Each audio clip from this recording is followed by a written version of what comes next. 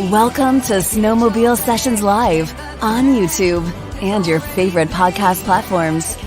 It's the #1 destination to learn about snowmobiling, network with other sledders, and have an awesome time doing it. We'll meet other snowmobilers that share your passion and show your fan photos along the way. Snowmobile Sessions Live. Enjoy the ride.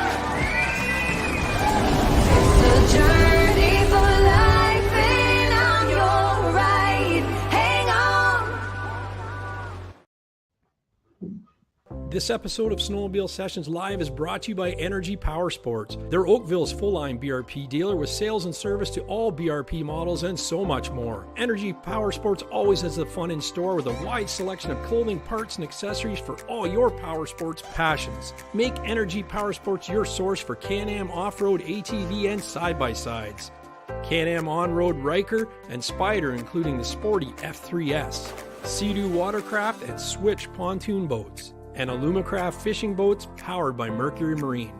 Put yourself on a Manitou pontoon or a Widescape stand-up snowmobile. Energy Powersports is the home for Lynx and Ski-Doo snowmobiles for the entire family. Do you feel the energy? Energy Powersports, 879 Cranberry Court, Oakville, Ontario, or online, energypowersports.ca. And don't forget, we have the Energy Powersports Black Friday sale, 20% off to 75% off, in-store specials, including the carbon oxygen helmet. He posted that today. It's 30% off, I believe John Luke said. They've got bags, they've got accessories, got everything in store. Huge discounts on new old stock clothing. So if you're looking for a Ski-Doo jacket, get on in there. And it's a couple of days, I believe it is. Here, I'm just waiting for the ad to run here. I think it's the 20th to 25th. But Black Friday, if you're not sure, just give them a call and find out when it's on. It's probably started now, and it's going to run through Friday, maybe even the weekend. So check them out. They're always fun to go in and visit and see what they have in store. So welcome aboard, guys. We got Chad Bannor, Randy, and Adam is in the house tonight. And we're going to be talking about the ALS Circle Tour and more. How is everyone tonight? Good. Good. Thank you. Good. Yeah, thanks for having us, Gary. Appreciate the opportunity. No problem. And actually, I got your name from the three old guys that went to Alaska. They said that you guys are making some good riding progress, and to make sure that I reach out to you because what you're doing is pretty special. You want to fill us in on it, Chad?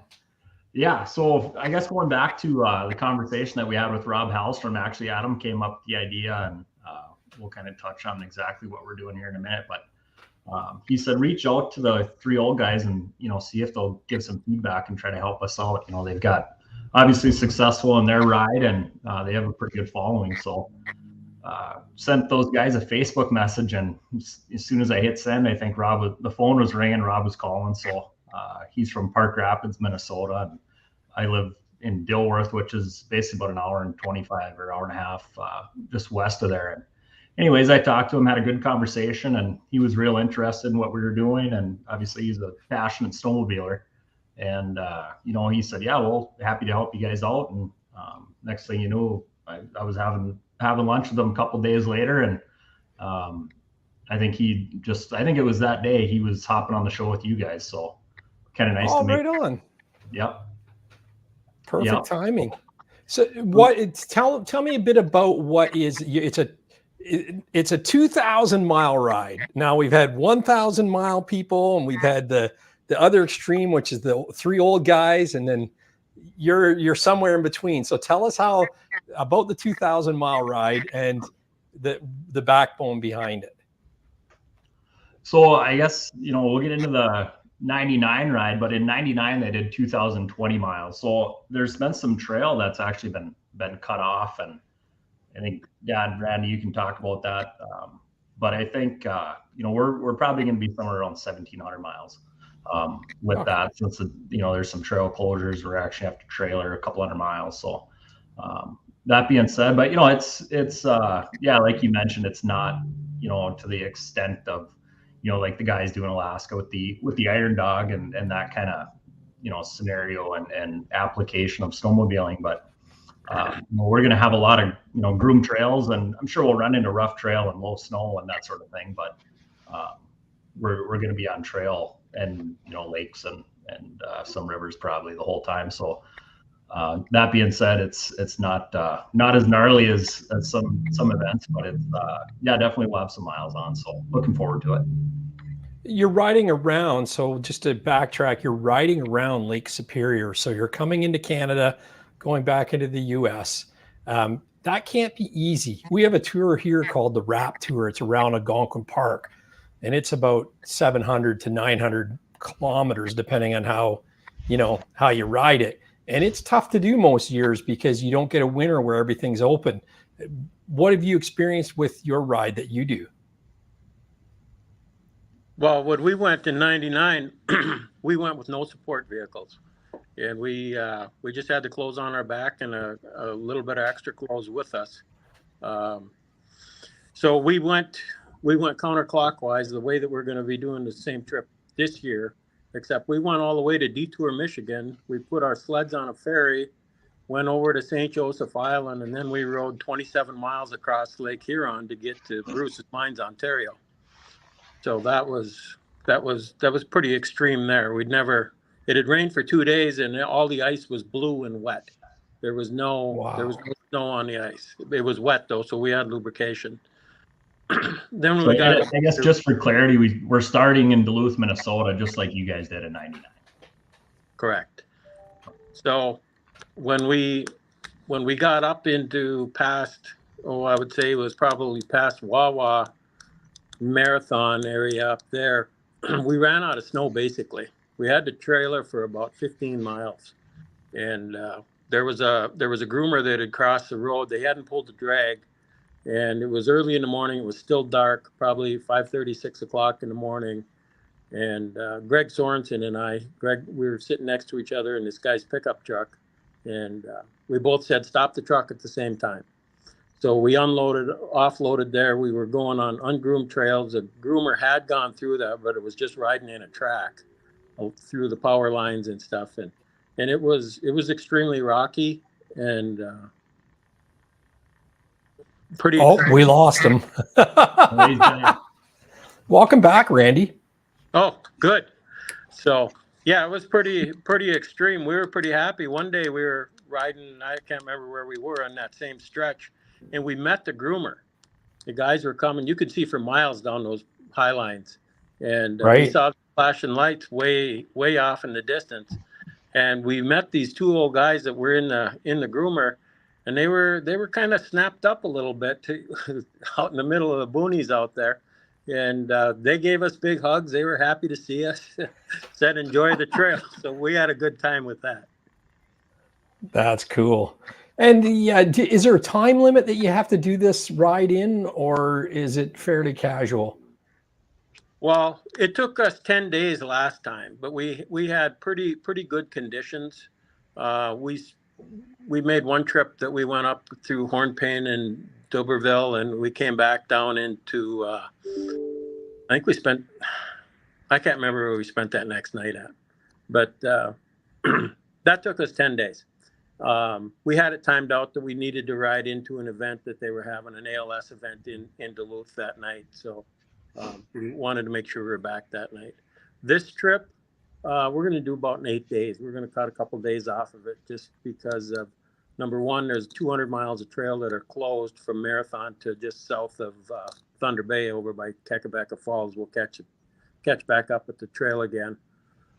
And then instead of crossing, putting the sleds on the ferry again, we're going to trailer across at the Sioux. Oh, good. Let's step back again. ALS, can you tell us a bit about, for those that may be watching that may not be familiar with ALS or Lou Gehrig's disease, and why it's such an important cause for you to ride for? Well, Lou Gehrig's disease is amyotrophic lateral sclerosis, and it attacks your nervous system, and it's brutal. The nervous system, spinal cord, you lose your ability to walk, speak, and eat and eventually breathe. And that's what usually that's what usually takes most patients' lives, is they lose the respiratory and it suffocates you because you lose that ability to breathe. So in 1998, I had a friend of mine and a customer of mine that came down with the disease. He'd put a furnace in my garage for me in early September, and by the middle of October, he couldn't drive anymore. And he was an avid snowmobiler, and their family were all friends of mine. And we had always done big snowmobile trips, 1,500, 2,000 mile trips. We'd leave right from home and go for a ride, come back 10 days later. And so anyway, we had planned on going around Lake Superior anyway. And we decided, well, let's try to raise some money. So we had the opportunity to contact all 4 snowmobile manufacturers. They gave us sleds to ride around the lake on, and we did. And we raised $15,000. And when we got home, we rode into an event, like I said earlier, and we had such an outpouring of people that were so grateful for what we were doing. And we had Brian Flaherty that was owned Blackwoods restaurants in Duluth and Proctor and Minnesota, northern Minnesota. He says, I want to blow this thing up. So we got a major sponsor. The next year, we had the Minnesota Twins came on board. Nice. Terry Steinbach. They both lost their fathers to the disease, so it was near and dear to them. So, and those guys haven't missed a ride in 25 years. So they'll be back again in January, February to Excellent. Excellent. And it was known as the Blizzard ride, correct? Yeah, they named it the Blackwoods Blizzard Tour. Yep. And then now it's changed.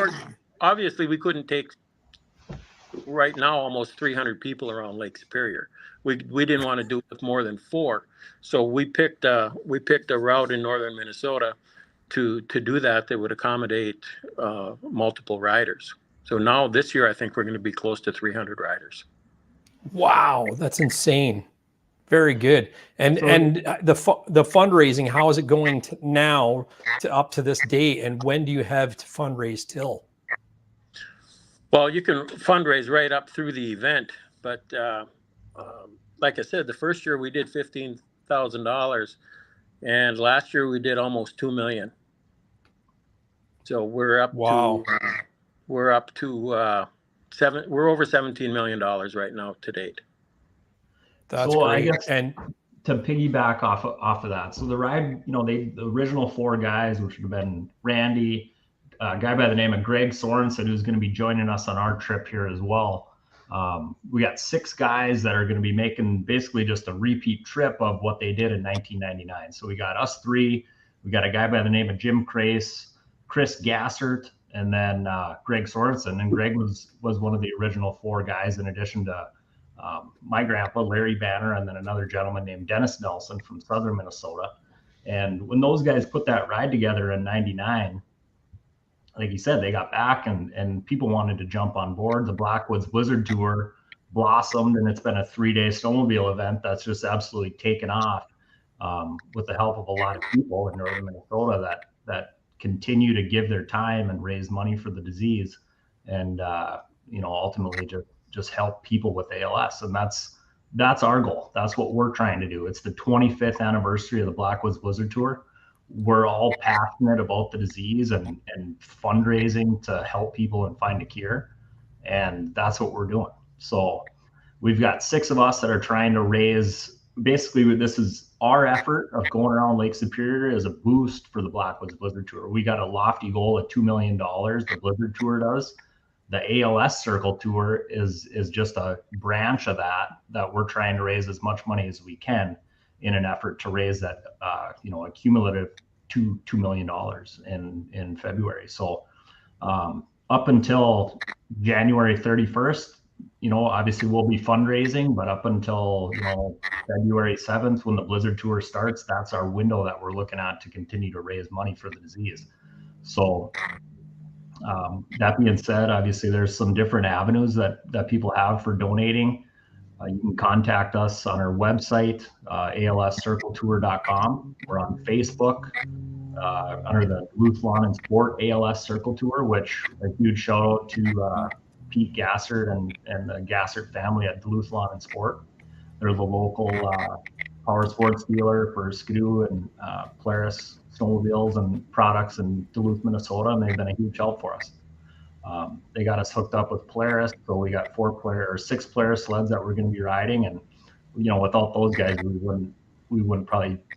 I mean, we'd be riding our own sleds, but it's sure nice to be taking a factory machine. So huge shout out to those guys. But yeah, hit up our website. We've got a lot of information on there about the history. There is a video on there as well that talks about. I think the video is actually from like 2008, but it gives a good timeline of talking about the 99 ride and what that meant to those 4 guys and also how the disease impacted people like Terry Steinbach and Kent Herbeck, like Randy mentioned before. So a lot of good information on there. That's great. So the Blizzard ride is a smaller group ride that has about 300 people, and then the 6 of you are going around Lake Superior on the 1,700-mile loop, and then ending up at the event that the Blizzard. Then we're going to ride that running. Yeah, once we get back, we're going to ride that event too. So we'll go around Lake Superior.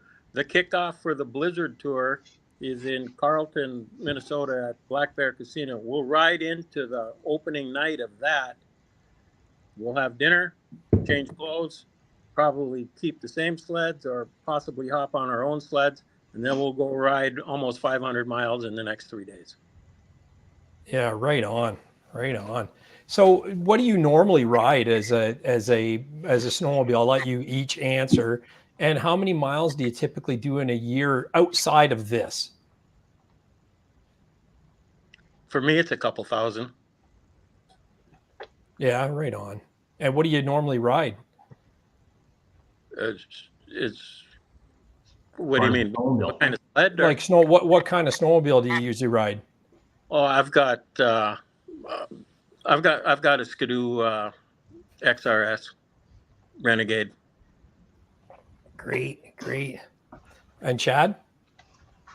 This year I'm going to be riding MXZ XRS 600. So looking forward to riding that sled. Sweet. Yep. And Adam? I got a 2023 XRS 850 Renegade. There you go. Yeah, it's got 1,900 miles on it. So I rode 1,900 miles last year, which was probably the most I've ever ridden, which was, until this year. That's excellent. Greg Kelly says, Gary, we should do a group donation tonight from all of us. So if we wanted to set that up, how do we do that? Should they just go to the website? And the best way to do that would be go to the website and you can click on donate online today, which is on our website, which will bring you to a page where you can implement your credit card information. And if you want, you can contact me directly. My phone number is 218-491-1374 if anybody wants to talk about anything. Just some different ways of donating as well. But the easiest way to get the money to us would be through the website. Perfect. There you go. So you guys can hop on there anytime and make a donation. If you want to put Snowmobile sessions, that's excellent. And hopefully we can help you out, get to that $2 million goal. Gary, that's pretty aggressive. One thing I'd like to add that all of us 6 riders, we're self-funding our trip. So any of the money that the donations that people would donate to us, that all goes to research and to the patient care. We're not taking a penny of it. Excellent. That's one thing that I mentioned to Chad. I know 2 people personally that have suffered with ALS, and these fundraisers are really important because the expenses of when you're suffering with the disease, of getting to the hospital and the treatments and the equipment you need is not covered. So it's very, very expensive to actually have some type of quality of life when you have ALS. And that's where these organizations come in, not only to fund some research to hopefully make this a thing of the past one day, but right now it's important that we get money in the hands of these families that can really use a boost, because it's not easy. I saw it firsthand with my friend that was diagnosed, and when we raised our $15,000, we donated it to the Minnesota chapter of ALS. Well, we earmarked it to the Herbik Singh Foundation, and what that was, it was a program that Kent Herbik and somebody else was developing, and what they did was they had a device that was eyelid activated to communicate. So they would have pre-programmed sentences and stuff in the computer, and with their eyelid, they would be able to move the cursor so they could communicate with you. That is really neat. Yeah, and that's another thing to note is when you suffer with this disease, you don't lose your mind. You're totally fully in mind, but you lose the ability of muscle momentum to talk and walk and anything that you articulate that you take for granted day to day. And that's the hardest part, these people are just basically trapped inside, and it's a hard thing to see if anyone's seen it. So, yeah. But and I think everybody, you can see in the chat, there's a few there that have been close to the disease, and there's no good suffering out there. I don't care if it's cancer, Parkinson's, what have you, but ALS is one of those things that it's not fun to watch by any stretch of the means, so good on you guys for doing this. It's such a great cause, and you guys are in the right mindset too. And I think it's a neat thing when you think about Lake Superior. I just seen on Twitter today, it was, or on X, I should say, one of the ISS astronauts posted a picture of the Great Lakes, and you see the size of Lake Superior from outer space, and that's a lot of miles. I don't care what you think, right?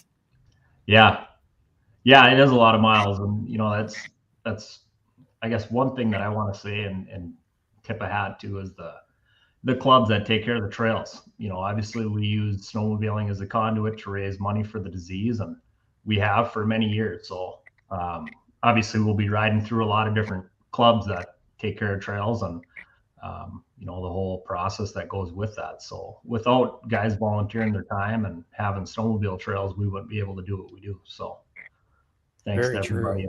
If anybody's out there, obviously a lot of snowmobilers listen to your podcast, so I'm sure there's some people that work on trails. So big thanks to everybody involved.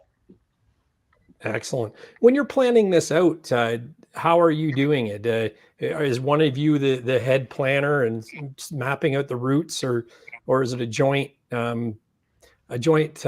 accomplishment where you all get together and hash it out over dinner?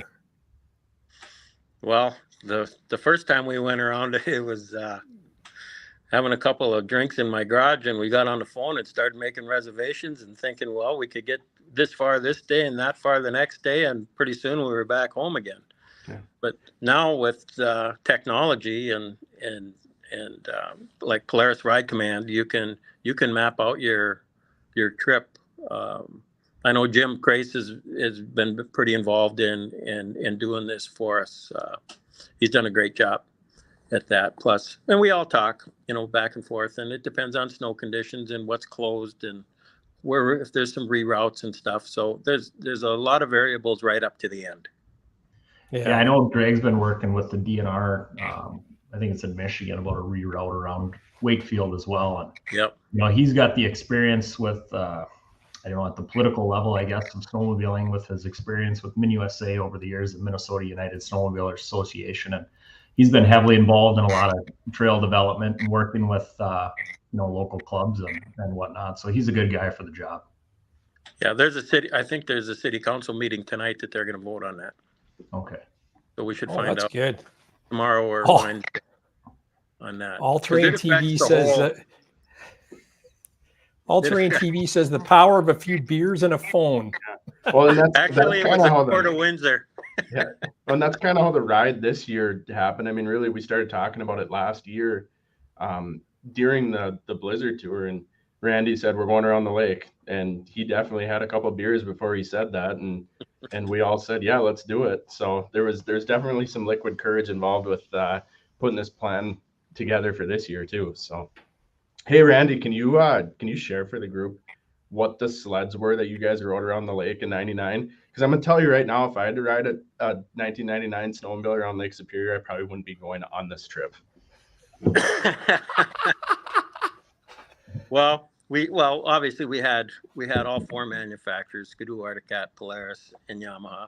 I drew the Yamaha card, and it was a used sled. Everybody else had brand new ones. I had a year-old one that had a broken shock, and we had quite the adventure from Ironwood, Michigan, up to Christmas, Michigan, riding 1.5-foot moguls for 100 and some miles.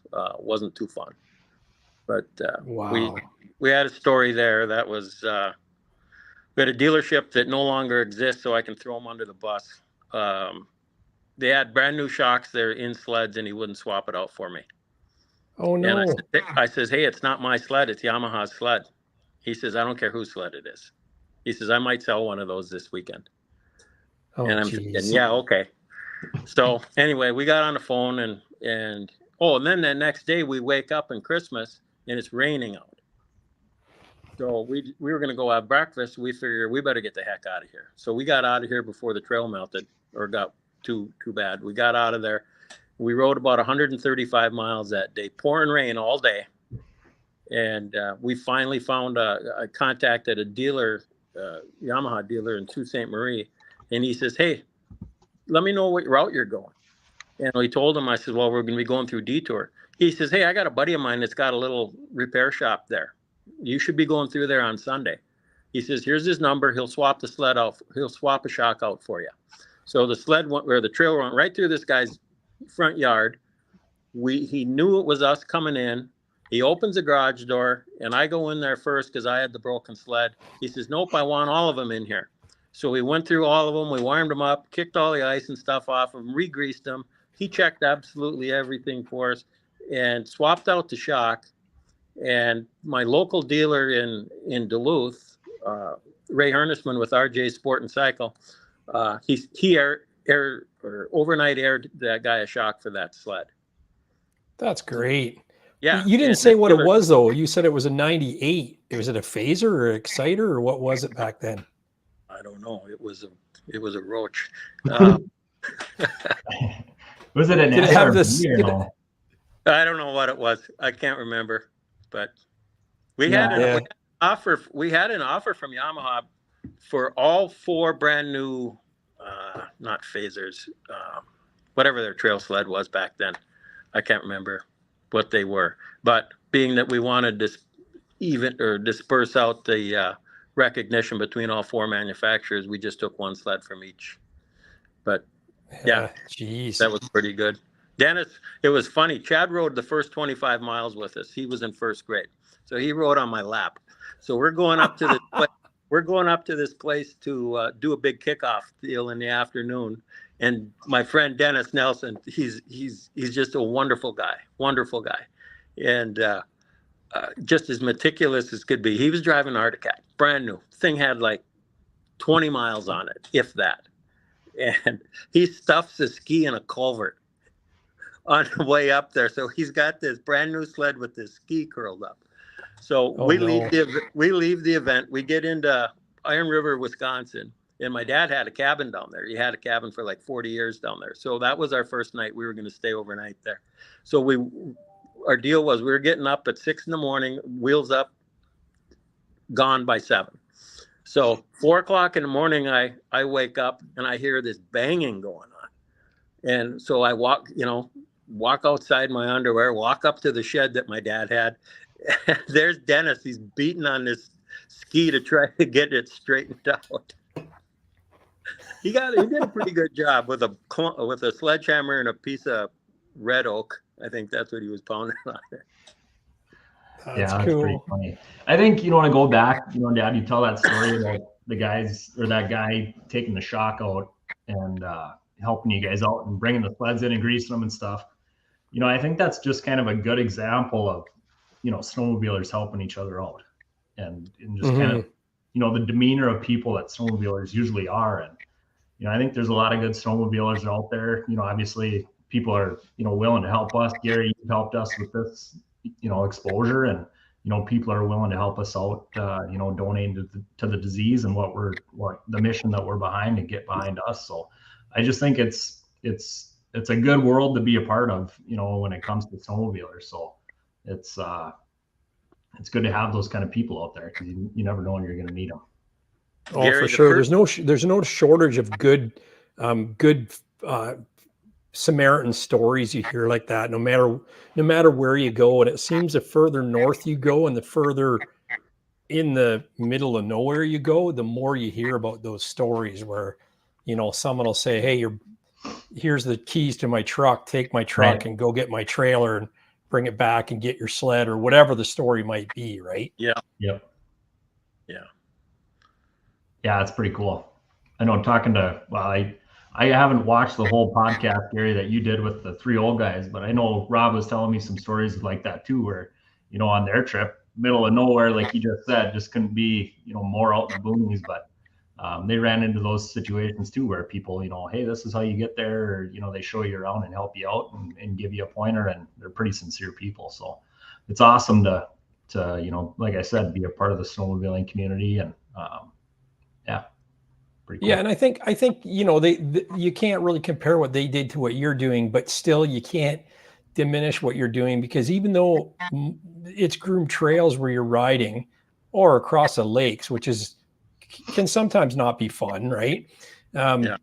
You still don't know what you're going to get into. Trail conditions vary day to day. Mother Nature is going to play a huge part in this, of course, and it's going to come down to the last minute, and you're going to make the decision to go because it's for the charity. And whether you're in the mood to do it or not, and your sled's ready to go or not, you're going to go. Is that a good assumption? Yeah. It's not going to be too cold any days. We're going. Yeah, no, that's very cool. What else do you do to prepare for this? Well, we'll all be getting our sleds here, I think, probably within the next, I'd say maybe the first of the year, somewhere in there, maybe sooner. And I think we'll probably, hopefully get some snow here. We can get the sleds out and get some miles on them and get comfortable with everything, and just, get ready in that regard. But, we're all pretty seasoned snowmobilers, some more than others, but I think, we all kind of have that figured out. But, really, I think our focus is on fundraising and, what we can do for the people with the disease. And we'll just, I think on our website, we've got a rider page for each guy. And, I said in there that the snowmobiling is probably going to be the easy part for us. And the tough part is getting our ride exposed, and the fundraising and raising money for people with the disease and trying to help them out. So I think, up until we ride, I think that'll be the toughest part. Yeah, true. Have you thought about things you're going to pack with you? Like, are you taking extra gas? Are you taking, how many days of clothing do you pack on a trip like that? Or are you going to wear the same thing for multiple days? Like, what are your thoughts on stretching it out? Adam, what do you think? Well, we're actually going to have a support vehicle go with us this year. The main reason for that is because we're going to be stopping at it's the I-500 snowmobile race, and we're going to be there on Friday night, and hopefully spend the day there, and hopefully we'll have a table and a booth set up, probably to sell raffle tickets and do some fundraising there. So I'm not too worried about what to pack, but I think having all the necessary tools along with us, in case we have breakdowns in the woods and whatnot. The 3 of us have traveled many miles on a snowmobile, whether it's in Minnesota or riding out west, and we've definitely had our fair share of mechanical failures. So we're going to have a lot of tools and a lot of zip ties and electrical tape along. That's for sure. Yeah. Who's the mechanic of the group? Probably Chad. Yeah. Right.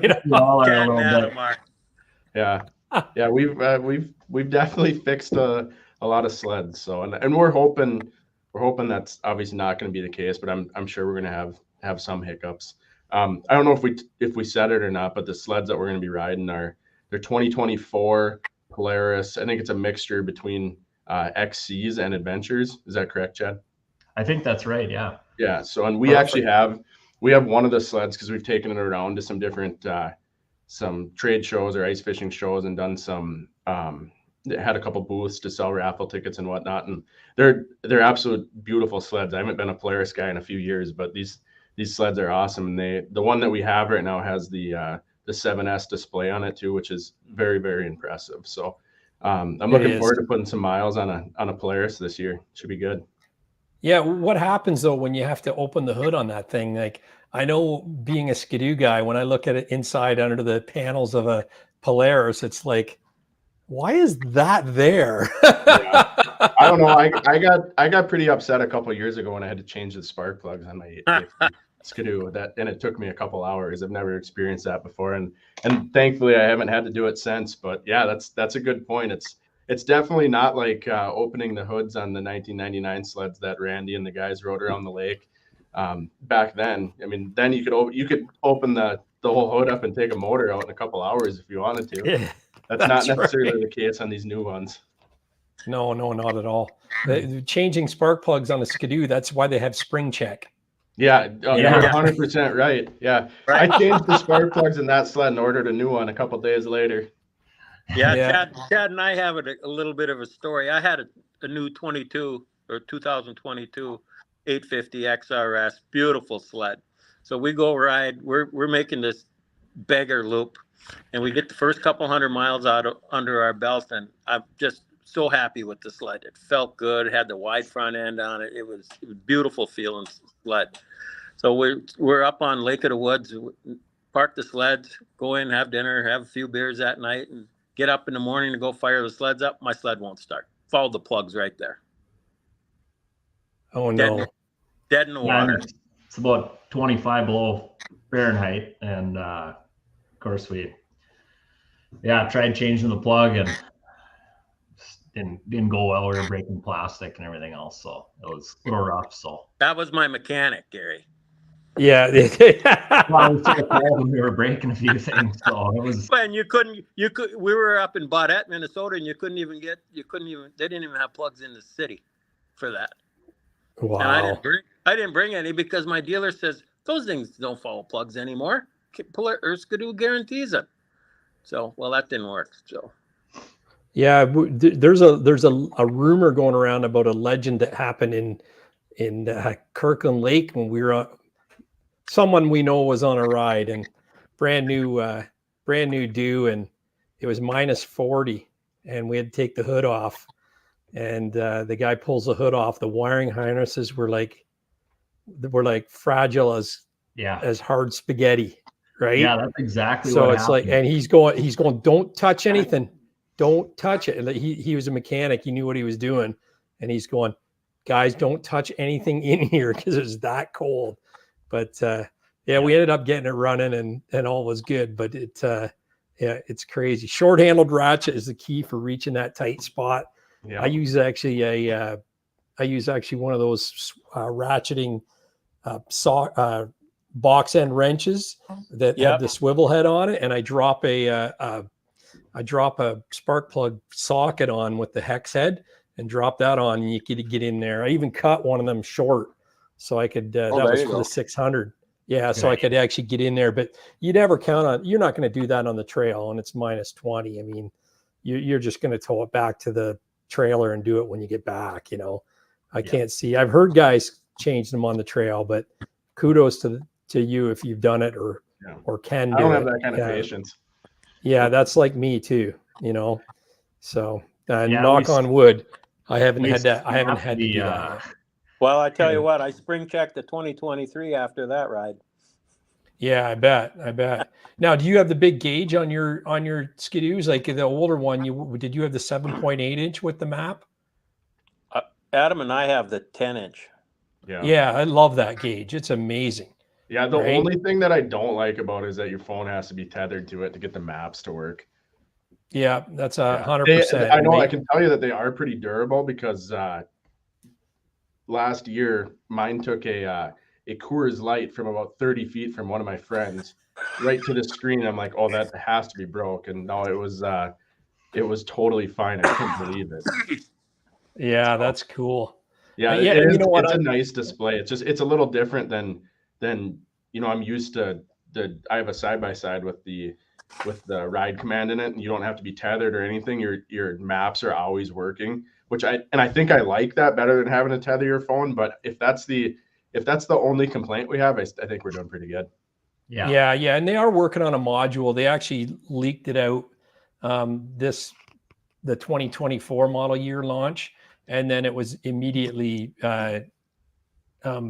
swept under the rug again because I think they're still working on it. But I've seen some of the ambassadors talking, the mountain riders saying it's 2 years away, where you won't, it's a module you can plug into your existing gauge that eliminates the cell phone, which I think would be really good.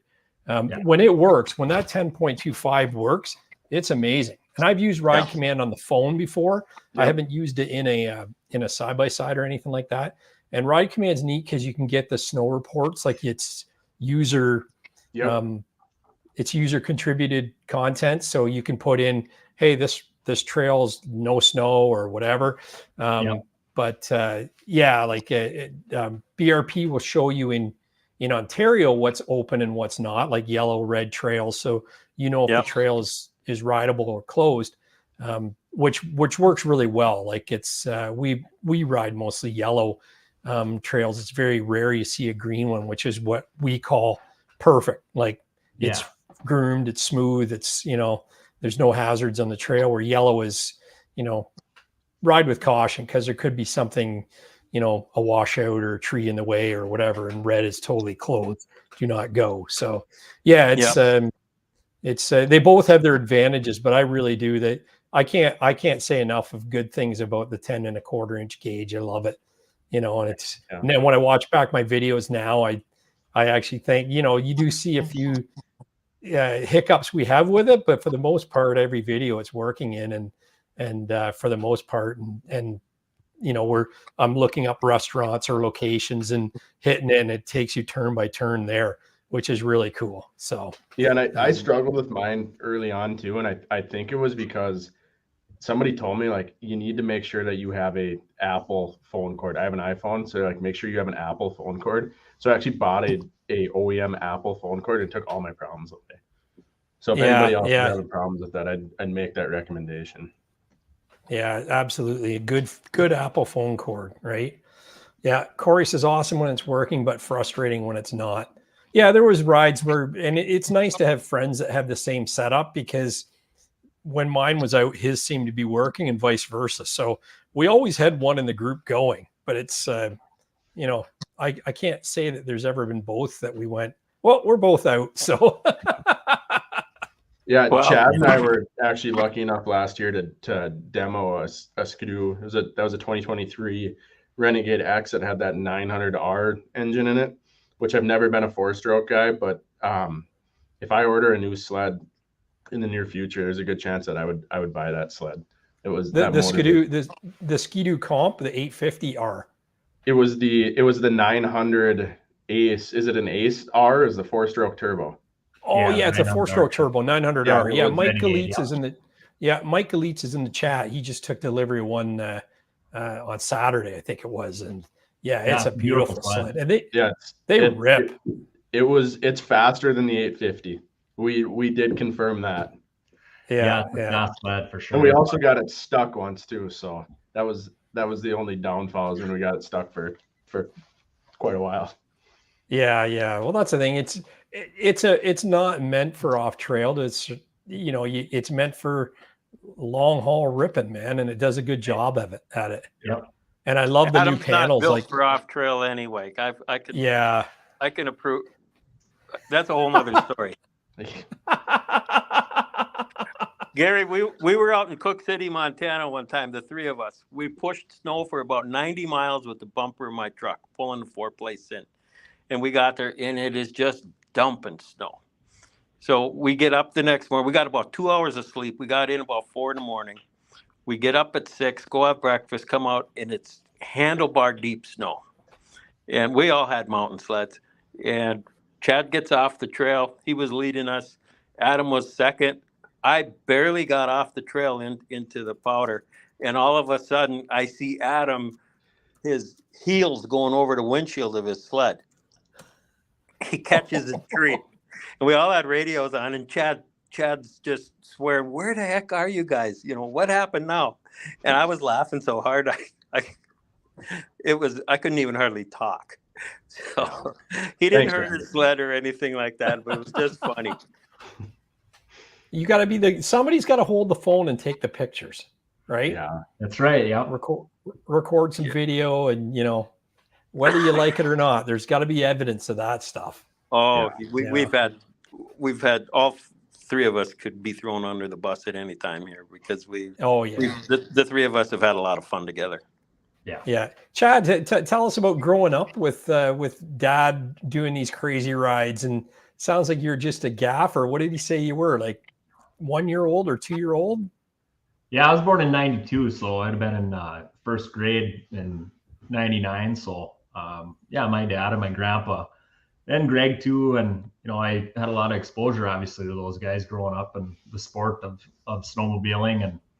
And they were always, you know, doing big saddlebagging trips. And, they always used to go to West Yellowstone, and back when you could ride 2-stroke snowmobiles in the park and do big, you know, go out there and put on a couple thousand miles in a week or whatever, and come home. So growing up hearing a lot of those stories, and, you know, obviously the story around the guys, the original 4 guys going around Lake Superior, you know, it gave me the motivation to, obviously to be a snowmobiler, but, to put on some big saddlebagging trips and stuff too. So it'll be a lot of fun to do this with these guys. And, in addition to that, you know, Adam and I grew up snowmobiling together, and he actually used to race hill cross. So, kind of helping him work on some sleds and throw the sled in the back of the pickup with a bucket of tools and go racing for the weekend is kind of how we started snowmobiling together, and had a lot of fun doing that. So we've just had a heck of a great time, a lot of memories. And of course, this trip, looking forward to sharing it with everybody, but it's, doing it with my dad is pretty special. Yeah, that's cool. I love that. So you haven't rode this yet. This is your first year, Chad? Be my first year going around Lake Superior. Yep. I've only gone around the lake one time, Gary. That was, but that long ago. These guys have done the Blizzard Tour for quite a few years, and right. Chad and Adam both work for the same company that his grandfather started, GPM, and GPM's been a major sponsor of the Blizzard Tour, and they're helping us out too with our event. So these guys have been involved. They know what it's all about. The ALS Association locally in the Duluth area has a walleye tournament that they do every year too, up on Island Lake, and that's how I finally kind of got started with helping out with ALS, was volunteering in the fishing tournament. Oh, that's cool. That's kind of how Chad and I really met each other. Was we'd volunteer to launch and load boats, and I want to say that's one of the first times Chad and I ever hung out. And in between loading 16-foot longs on the trailer, we must have been talking about snowmobiling, because ever since then we've been good friends and fortunate enough to be coworkers now too. Yeah, that's cool. Well, snowmobiling always comes up. It doesn't matter what you're doing, you know. Right. Yeah. I met my daughter's boyfriend's parents on the weekend, and someone said, what was his dad like? I said, he was a good guy, but he didn't talk once about snowmobiles. Red flag. Yeah, you gotta call a spade, right? Exactly. It's like, I can't go anywhere without it coming up. So, you know, the search is on still, I guess. There you go. That's funny. Yeah, that's cool. That's cool. And a hill climber, Adam. Tell us about that life. Yeah, so I raced hill cross. There was a circuit that was Minnesota, Wisconsin, and there was like normally one race in Michigan. I did that. I don't know. That's probably when I was 15 to well, I raced, started in sport, and then raced semi-pro, and yeah, it was a lot of fun. And then I took a couple years off, and one of my buddies had a Skidoo RS that his kid raced in the juniors class at snowcross. This is like 5 years later. And he's like, hey, let's go. There's a hillcross race coming up this weekend. Let's go race. So I'm like, yeah, I mean, it's like riding a bike, right? You raced once, you can race anytime, no problem. I probably gained 20 pounds since the last time I raced a snowmobile, but went out, signed up for the semi-pro class, and broke my leg the first race. So that's the last time I raced a snowmobile. But yeah, it was a lot of fun. I raced. That was back when the snowcross circuit was running 600 mods. So I bought a couple 600 mods from Steve Shearing, who runs he's the Amsoil snowcross team out of Aurora, Minnesota. So I would buy his holdover sleds, so his 1-year-old sleds, and then I raced those in hillcross, and they were a lot of fun. I went to quite a few of those races, Gary, and I never seen Adam lose a race. Is that right? He's pretty modest then. Oh, there's some great pictures of him. He can make a sled fly, I'll tell you that. It was all the guy working on the clutching, I think. So yeah, that's right. It was all in the sandpaper. Yeah. Yeah. You know, that's hillcross back then, though, wasn't that common to see, and now it's really taken off. You know, you're getting some of the big players, the pros coming out and really eating it up on the hill, right? Yeah, my dad always told everybody when they would ask what hillcross was, he told everybody it was snowcross for people that had ADD. They wanted a really quick fast race. So, yeah. Funny. Oh my God. Yeah, it's nuts. It's like when you must have been in good shape though, when you're racing, because you're thrown around like a rag doll. Yeah, you know. I mean, you were holding a 600 mod sled wide open, going off jumps. So yeah, it was a lot of fun. I got a lot of pictures with that sled way up in the air. That's very cool. But yeah, it was all because of my mechanic, Chad. Yeah, right on.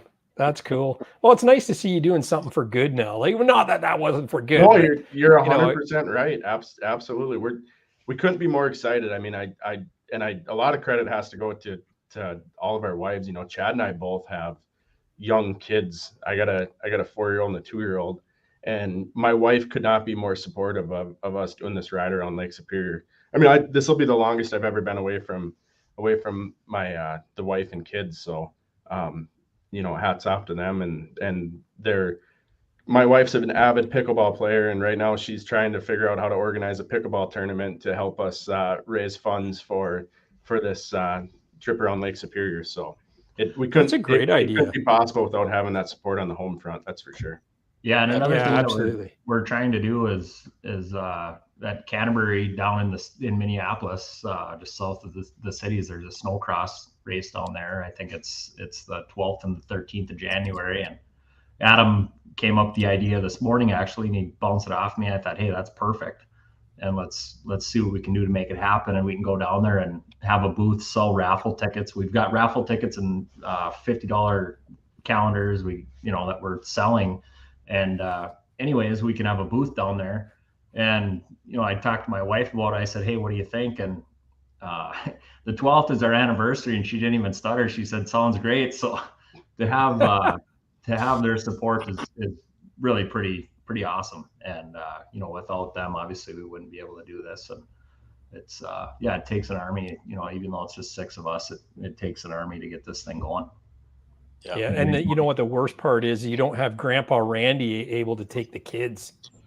Yeah, that's the tough part. Exactly. Yeah, I tell you, my wife Tammy, she's a warrior when it comes to me leaving on a sled and coming back 10 days later. She's put up. She's she just pulled the internet. She just pulled the internet plug on you. We know how. Yeah. Hey, if I was married to you, Randy, I'd want you to leave on bagger trips whenever you could too.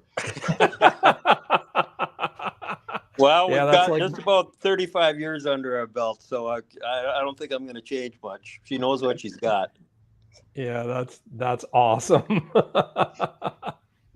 Very cool. Now, you guys sent me in some pictures. We got a bunch of fans sent in some photos. Do you want to have a look at those? And we'll keep talking about the ride and your passion and everything like that. But let's get right to that. I'm just going to say hi to a few people in the chat. Brian Lynn was first in the house. He got his new sled. He was accessorizing in the garage. LaPointe 800R says, hey, Al, good evening.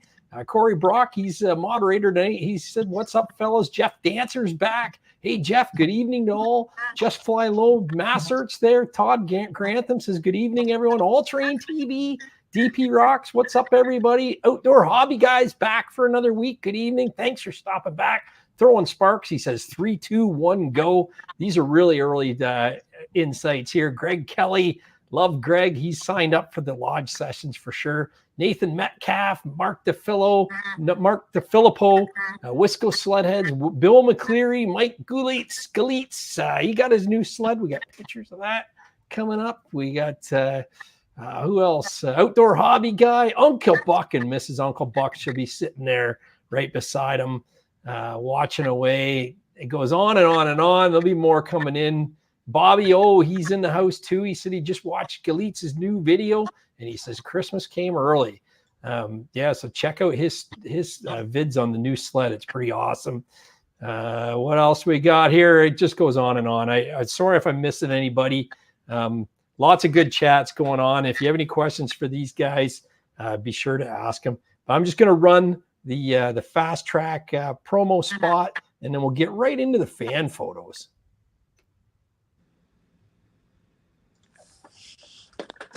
Fan photos are brought to you by Fast Track Snowmobile Traction. This season, quit sliding sideways on the ice and losing races to your buddies. A Fast Track stud kit will help you with improved braking and give you the arm-ripping acceleration you crave. I put over 3,000 clicks last season on my Renegade 850, and I'll tell you, these studs exceeded my expectations. Not one broken stud, my Ida wheels still look like new, and they hooked up like I was on rails in the twisties, inspiring confidence every ride. Fast Track Top Gun kits are the highest rated stud kit at 4.9 stars with over 230 reviews. The studs are heat treated stainless so they are strong and they don't rust. The kit is lighter, easier on the track, and has a lifetime warranty against breaking. Each kit comes with a track specific template for complete balance with over double the scratch lines from stock templates. All listeners when purchasing a stud kit can get a free install kit, a $30 value. Visit fasttrack.co, add both products to the cart, and use the coupon code SNOW at the checkout. That's fasttrac.co.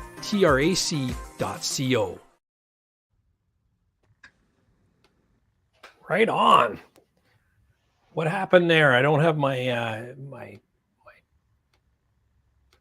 my other computer up. There we go. Here it is. So we're going to get ready in this Snowmobile session, Sportsman's Lodge ride. Not quite as far as the Circle Tour, but we'll do 1,000 or more miles this weekend. It's the February 16th and 19th. Very few rooms left. Anybody sitting on the fence, you're thinking about it, get your name in here, man, because you'll be disappointed. I think that in the next couple of weeks we'll be totally, the lodge is gone, the tower's filling up. So I'm pretty sure the tower is going to be full before we know it. So anyway, any questions or you want to hold a spot, make sure you send me a note, Gary@MUDBRATS.com. I'm going to turn the list over to Jim soon. We talk every week and for updates, but I want to be in the loop on this. Corey and I need to know who's coming so that we can plan the poker run accordingly and make sure everybody's taken care of. And there'll be more information as we get going here, but it's looking like a great time. And then do you remember Greg Balchin from Jaws Performance? He actually, here, I'm going to get rid of my name here. He actually sent this picture after the show. We did the whole interview with Greg, and then I realized that that I've been telling stories about Greg for years. I seen him when I was a young gaffer in Exeter, Ontario, at a snowmobile grass drag race. They had a pond there, and he pulled this RV 340 out with the big box sticking out of the hood, and he was doing circuits on the pond, just figure eights and everything, out on the water forever. And it turns out it was Greg Jaws Balkan that we had on the show. So my mouth dropped when he said that that's where the name came from. And my brother took me there when I was too young to drive. And I'll never forget seeing that thing. It was pretty awesome. So to see a picture of it now, he sends it to me. It was really cool. So I said, I'll show it next week. You guys ever rode across any water on purpose? I think Adam maybe has a little more than the rest of us, but yeah, a little bit here and there. Yeah. Not anymore. Promised my wife no more of that. So, we did a Yellowstone trip about 30 years ago with my dad and Greg Sorensen. The three of us with Dennis went around the lake, but the three of us were out there, and Greg and I were taking a shortcut across this lake. Well, little did we know, there was no tracks on the ice or on the lake. So Greg and I were going across there just fine, and we turned around and we could see that the water was opening up behind us.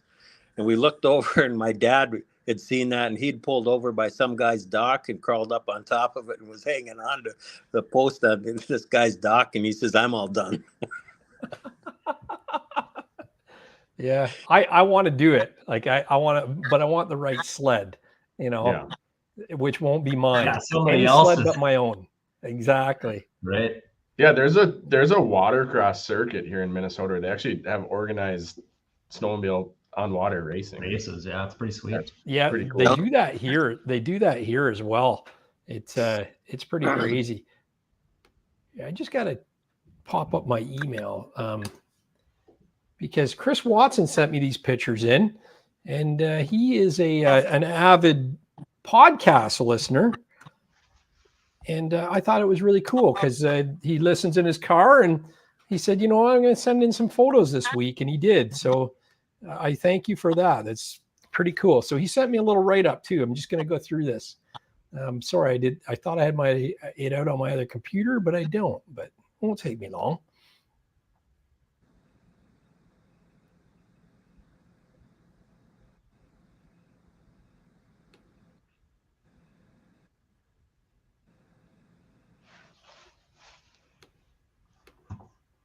What other type of riding do you do? Do you do big group rides or boys' weekends or anything throughout the winter as well? I wouldn't say boys' weekends so much. I guess one of our favorite trips is leaving Duluth, and there's Finland, Minnesota. It's up the North Shore on Lake Superior. We like leaving early in the morning. Trails usually groomed, and we can buzz up there. It's about 75 miles up and 75 miles back, and buzz up there, have breakfast, and come back. That's always a pretty good run, and it's nice and early in the morning. You can get back and have the rest of the day to hang out with the kids and do stuff. So we like doing that a lot. But one thing, obviously the Blizzard Tour as well. Like we mentioned, we do that every year, which is an awesome event that we look forward to basically year round. And then for us anyway, my dad and I, it was kind of tradition with my grandpa. He was 80 some years old, and I don't know if I sent you a picture or not, but what we used to do is on his birthday, my dad's birthday and his birthday are 2 days apart in February. So we'd go for a ride, usually just around the Duluth area. And, he's 80 some years old. He's still out there riding, but the birthday weekend was always something that I really look forward to. Usually Dad and I would run, big miles, go have a couple 300-mile days, come home, and then, take Grandpa out for a, chicken wings and old duels ride for supper and come home, and then, hang it up. But he's, 80 some years old. But I was going to say that picture, I've got a picture that I took of him where he wheeled his walker. He had a walker, he had bad. You sent that in. I've got it. It's awesome. He actually wheeled the walker to his sled and then got on the sled and went for a ride. Yeah, that's wild. Pretty cool. So, Randy, I have a question for you. At what point, like I ride with my son a lot. I mean, a lot. And at what point does it stop costing me money and he starts paying for us? Don't laugh. You're not supposed to. It still costs him money to go riding with us. Yeah, Adam's my adopted son. He's my other son. Does he conveniently forget his wallet in the truck when you go riding? Absolutely. No, Chad did that one time. Him and I we were going to Yellowstone, and we went to Cook City for the weekend. I can't remember where it was. So we're driving across Montana, and he says, "Hey, Dad," he says, "stop in here." He said, "I want to get a cup of coffee or something." I said, okay. So he says, "Oh, I didn't bring my wallet this weekend, so I had to front the whole trip." Yeah, that wasn't on purpose, but yeah, kind of embarrassing. Yeah, never on purpose.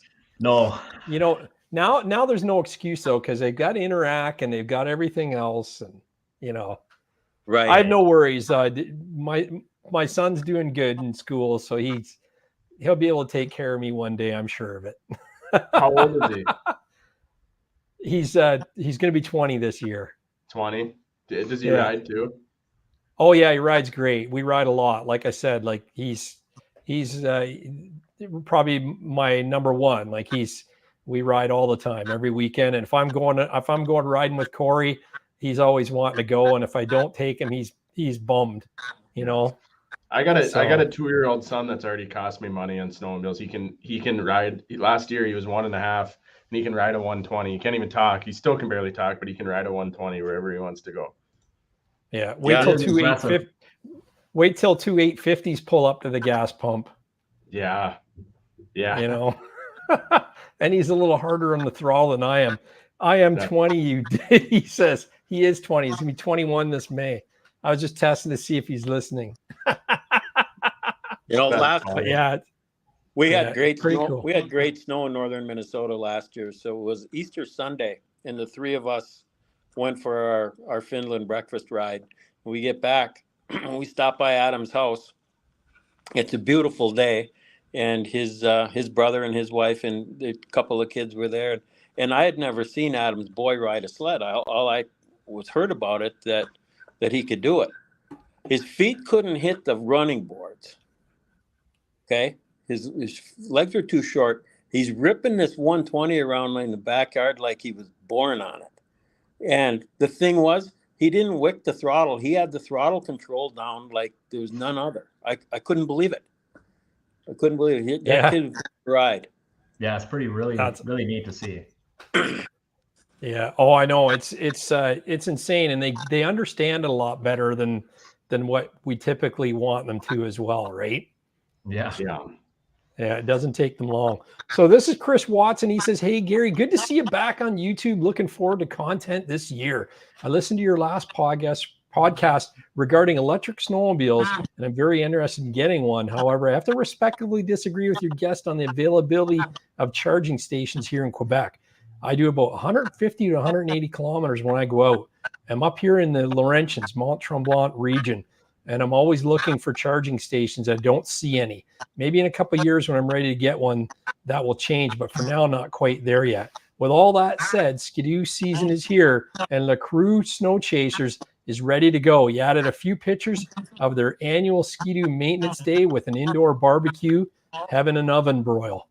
So this is what they're doing here. Food looks delicious. Mm-hmm. You know, and here they are wrenching on a sled. I love that Formula 3 700 in the back there.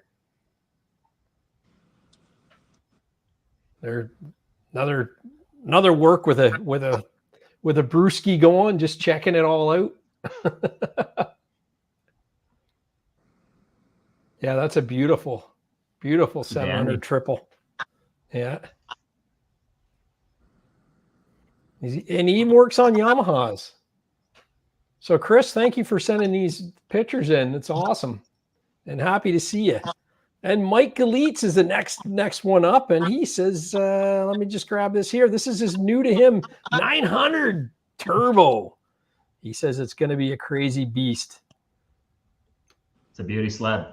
Yeah. It is. Smart shocks. So beautiful. Yeah. He's got smart shocks and the big gauge, and he's dropped it off to a performance guy to actually get some goodies put on it. So I he said honestly it's don't know. I don't know how you could make that sled go faster than it already does. So isn't that that'll be crazy? interesting. Yeah. 2024 900 Ace Turbo R XRS just picked it up, brought it to Performance Shop. Should be a rocket ship. Watch the details on his channel. So, Awesome. oh yeah, it's pretty those cool. sleds are incredibly reliable. A buddy of mine that he's from northern Minnesota.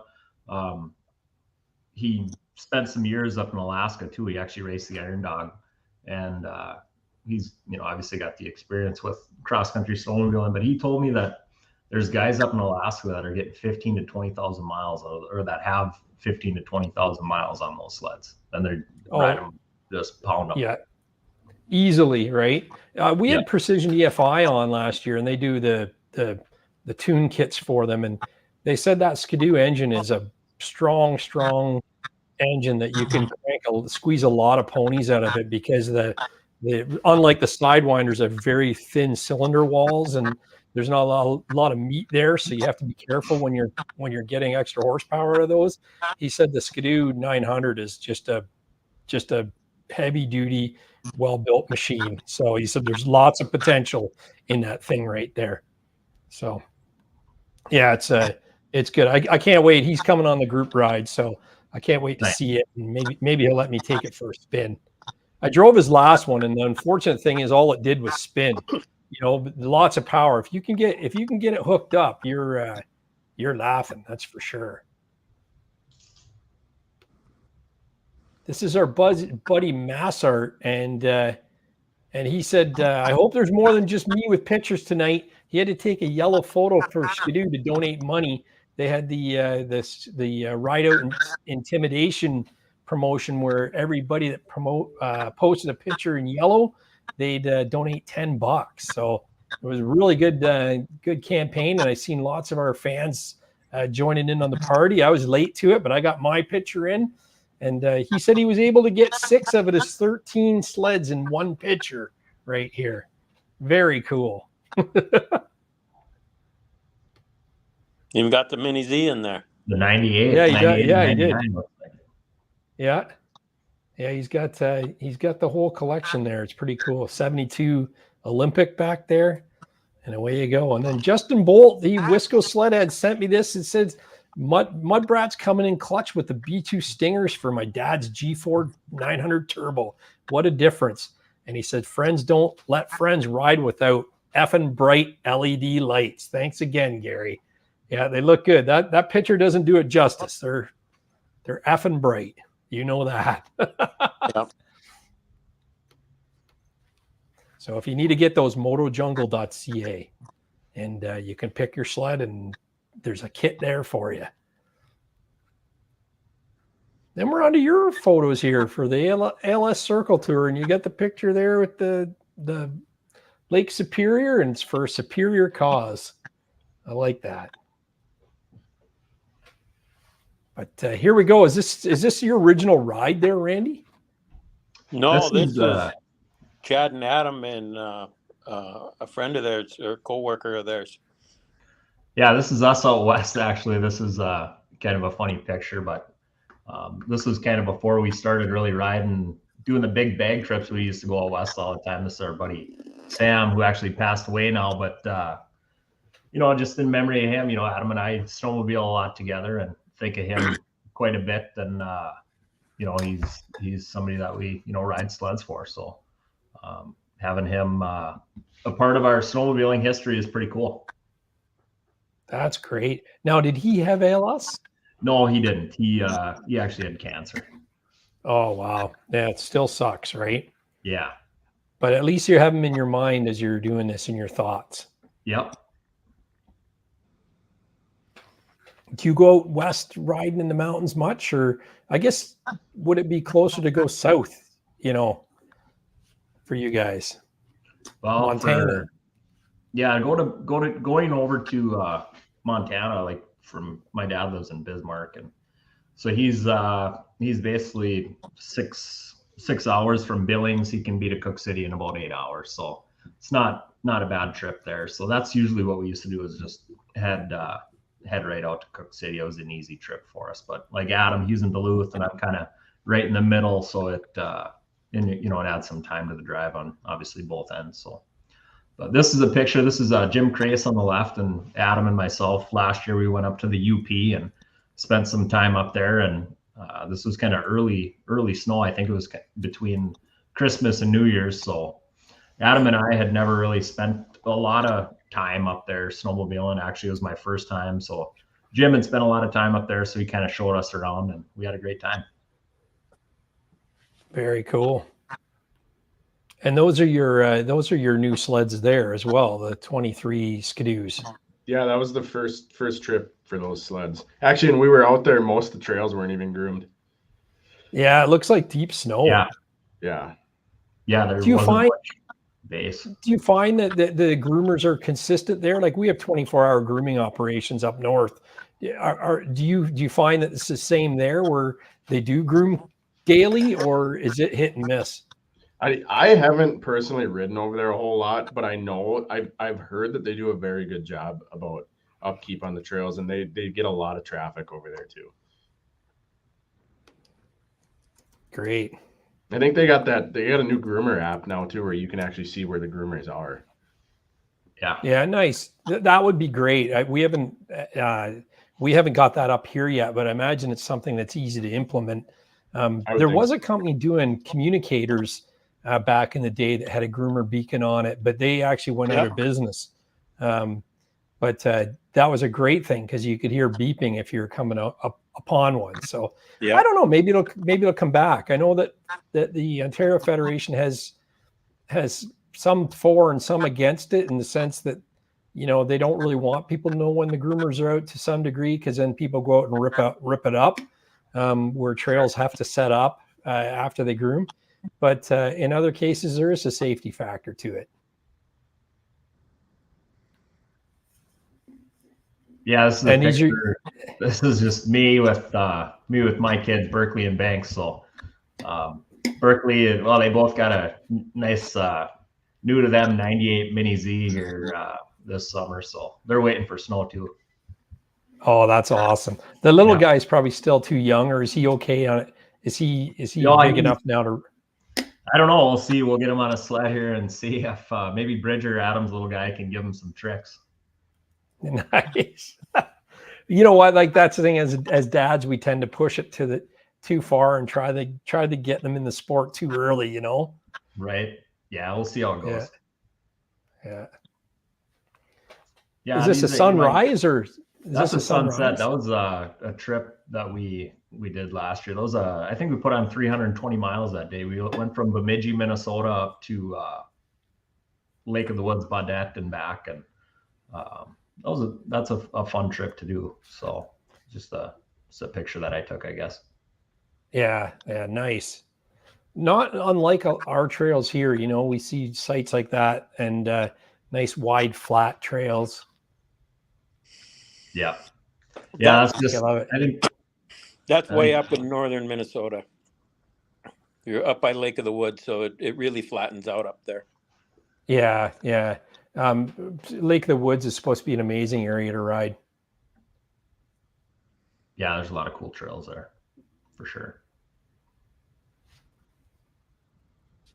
I was worried when you sent me these pictures, because I seen a lot of Polarises, and I was thinking, oh man. And then I seen a couple of Skidoos, and I went, okay, maybe they're okay. Maybe these guys are around a little bit. I'm only kidding. We had a mixture of both of them. I guess I've never had an Arctic Cat or a Yamaha, but a mixture of both Polaris and Skidoo over the years. So I think we all kind of have. So yeah, this is a picture. No, it's good. And hats off to Polaris for backing you guys and giving you some sleds to ride, and especially equipped with the gauge. And you're right, the Adventure is amazing. That's what the three old guys were talking about. And you can't go wrong with an XC either. Yeah, should be good sleds for us for sure. Yeah. So this is a picture. This is a picture of my grandpa Larry. This is 2015 600, which obviously he bought the sled used. I think he bought it from Duluth Lawn and Sport, if I remember right. I might have that wrong. He did. But anyways, he bought the sled used, had some miles on it, and he rode. I don't know how long he had that sled. Maybe, I don't know, 3-4 years, whatever. And then, yeah, kind of a funny story. I didn't have a trail sled at the time, and we were going to be riding the Blizzard Tour. And I don't know what he had on that sled for insurance, but I told him, I said, Grandpa, I need a trail sled for the Blizzard Tour. Do you mind throwing me the keys to the 600? And he's like, yeah, here you go. He's like, I just got to put full coverage on it here first for you. So Yeah. Anyways, brought it back. I just told him, don't check the top speed on that thing, because you can look back and see what the top speed is, is, I don't know, like 98 or something. Obviously he's not doing 98 at 80 some years old. So anyways, I'm pretty sure that was the same year that you stuffed that sled in the woods too. I might have. No, you 100% did, because I had to pull the ski to get it out. Yeah. Might have taken a corner a little wide or something, not sure. But yeah. But anyways, yeah, and then my grandpa passed away, so the sled was still around, and my grandma was selling it. She had it for sale, so Adam scooped it up, so he's actually the proud owner of that thing right now. And also kind of a funny story, that sled's still bailing us out. I had an 850 E-Tech that went down on me with about 4,500 miles on it, and so I rode that sled for a little while, and it's still hanging around. So that's great. You kept it in the family, right? So to speak. Right. Yeah. Exactly. I love the saddlebags on it. It's set up for a tour. Yeah. Oh yeah. Yeah, my dad, he never missed a bagger trip, that's for sure. Yeah. Yeah, there's the picture. Yeah, there's the picture of the walker. I had to get a picture of that, because it's a guy that's 80 some years old. Actually, he just had open heart surgery here. I guess would have been the summer before, right, Dad? Yeah, that was I can't remember. So I think he had it in. That was either 19 or I think that was in 19 that he had his open heart surgery.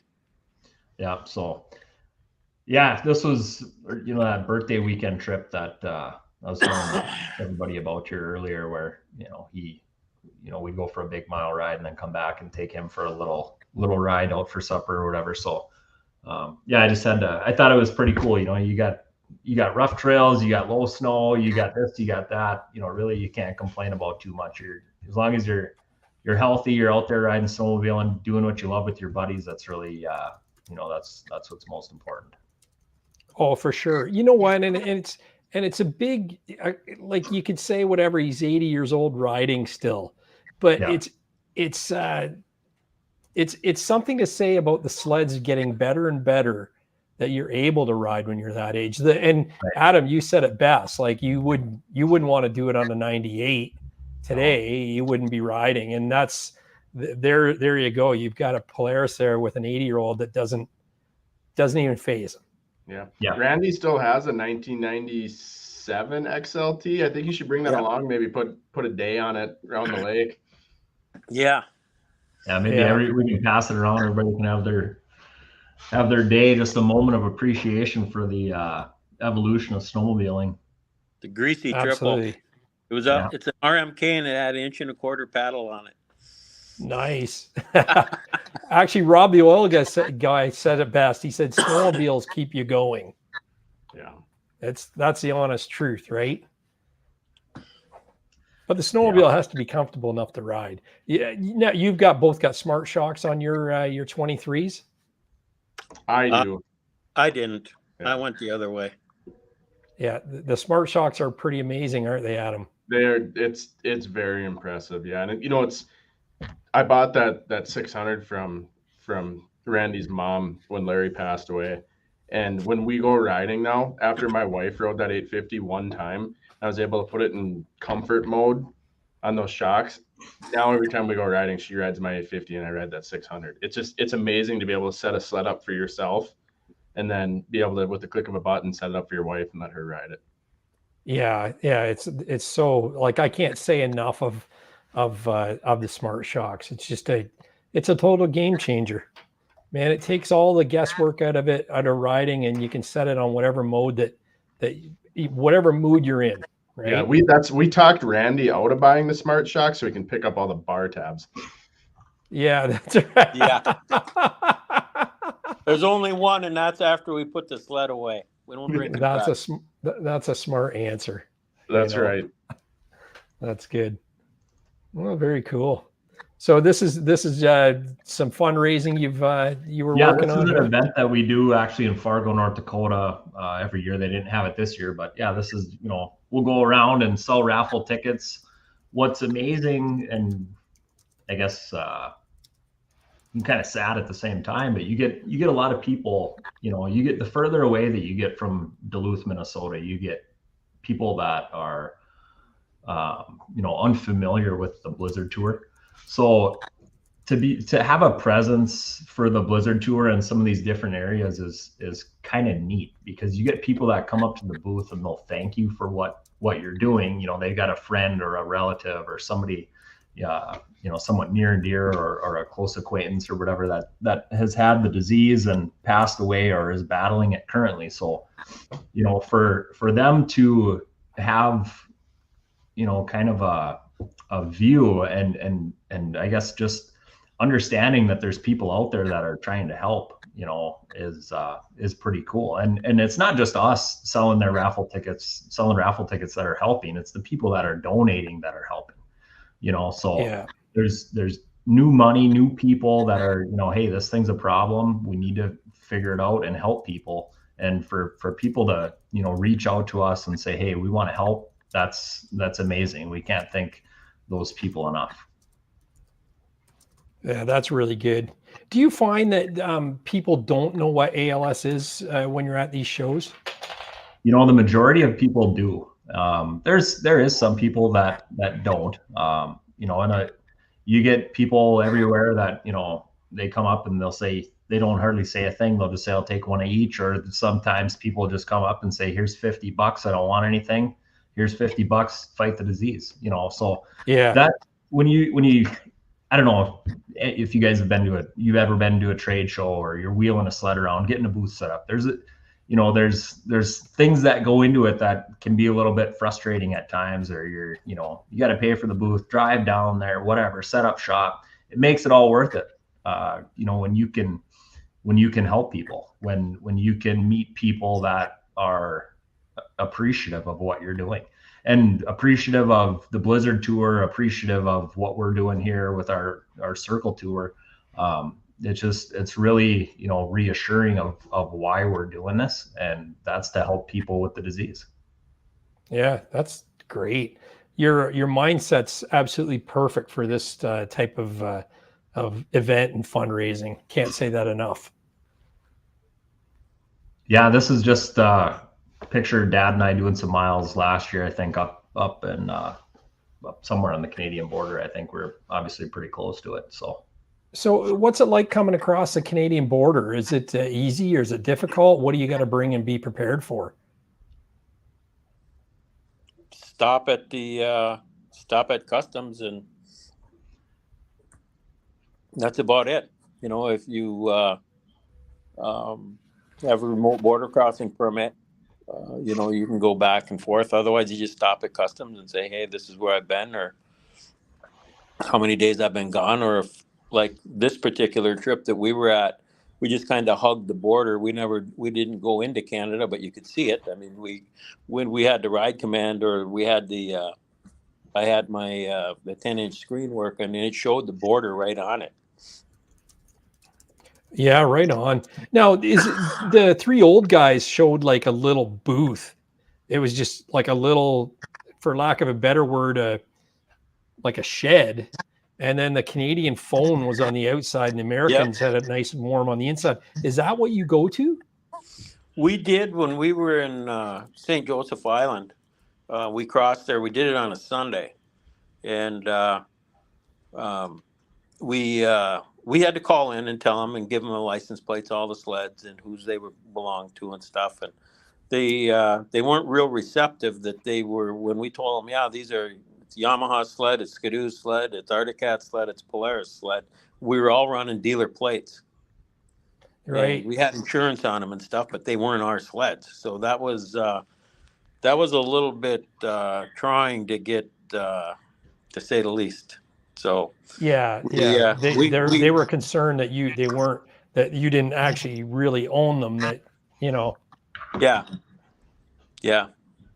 Coming back into, as long as you got the remote border crossing permit when coming back in and stuff, you're good. Yeah, that's right. That's right. Have your paperwork together, and sure, there's no problems. Yeah, one of the guys that's going around the lake with us too is the chief of police in one of the towns here, surrounding towns of Duluth. So that's one of the reasons we're bringing him with is so he can help with all the border crossing stuff. We figured he should be the expert there. Oh, for sure. Hold on, I'm just responding in the chat. There's some good conversation going on, so I wanted to get in on some of this. Who are we looking at here? So this is a picture of the original four. So left to right, we got Dennis Nelson. We've got my dad, Randy Bannor, and my grandpa, Larry Bannor. And then on the right, we got Greg Sorensen. So both Greg and Randy will be with us on our circle tour for 24. And this is, I guess, the picture of the 16th annual Blackwoods Blizzard Tour in 2015. And really without these four guys, we wouldn't have the Blizzard Tour today. In addition to, a lot of people obviously came on board and helped out, but I think it's good to, look back at 99 and the original four guys that said, hey, we know somebody with ALS, we're going to help them out. And not to mention that, obviously the connection there with my dad's friend and the initial inspiration of the trip, and hey, we're going to raise money for ALS. 5 days before the trip, Greg walks in my dad's garage and says that his dad has ALS. So that it hits home. Mm. Oh yeah, it's funny. It's like cancer. The more people you talk to about it, the more you realize the people that are also experiencing it. Right. The name Greg Sorensen is really ringing a bell, and I don't know why that is.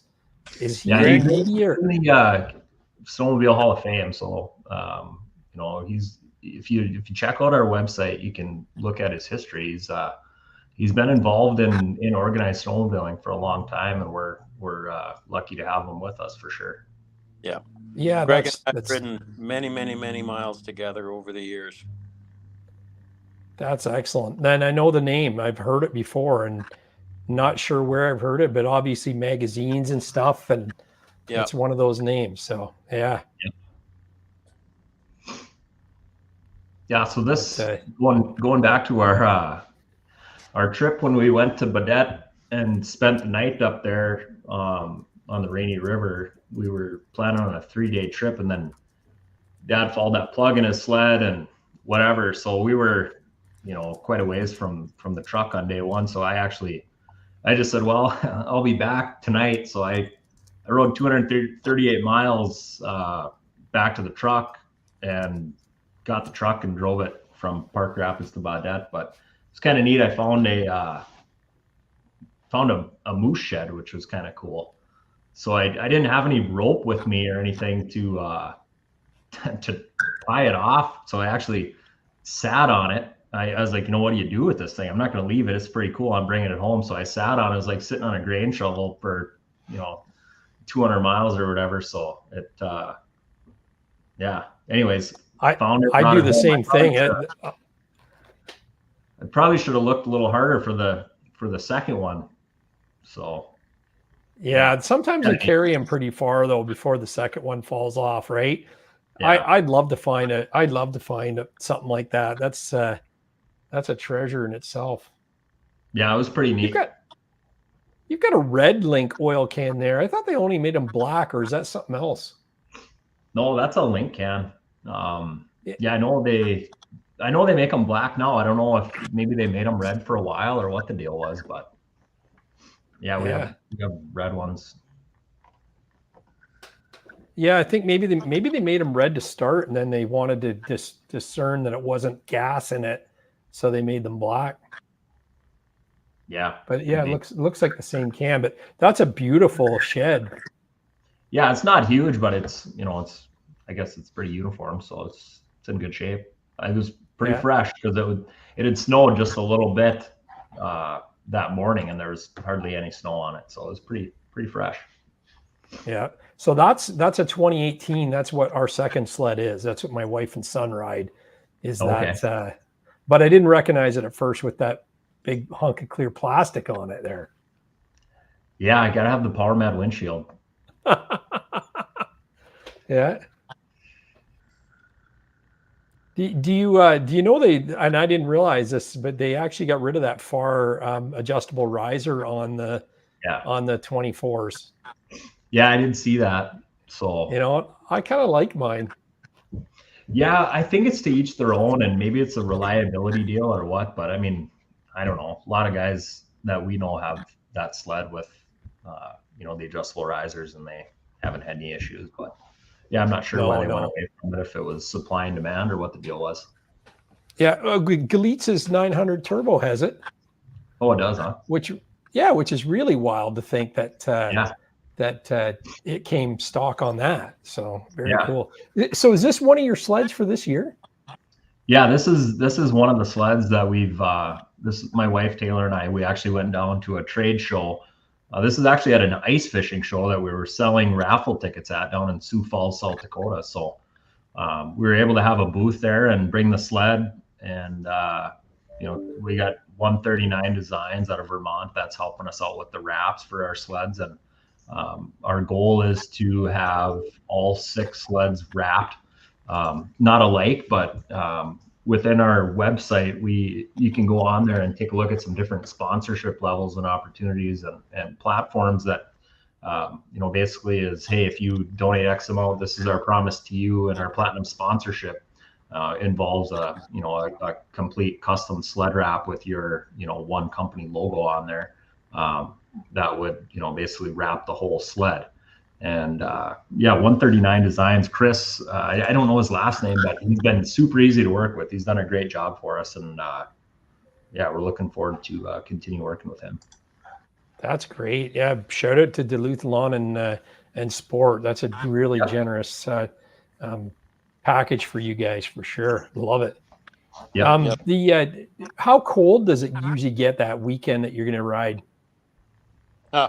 Chad, tell him, or Adam, tell him about the 42, 45 below or whatever it was last couple of years ago.